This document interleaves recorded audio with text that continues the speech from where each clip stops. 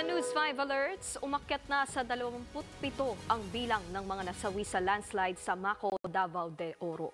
Sa huling datos ng MDRRMO Maco, 32 ang sugatan habang 89 naman ang nawawala.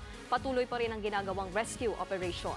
Martes ng gabi nang gumuho ang lupa sa Maco dahil sa mga pag-ulan.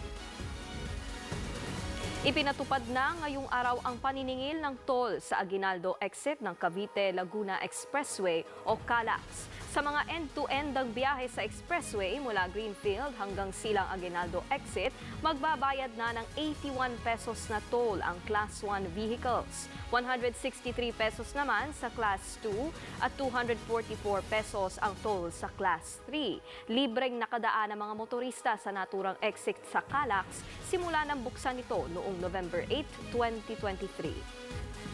Para sa iba pang mga balita, pumunta lang sa news5.com.ph, pati na rin sa News 5 Facebook, YouTube, TikTok at X social media pages. Ako po si Nikki de Guzman. Magandang umaga.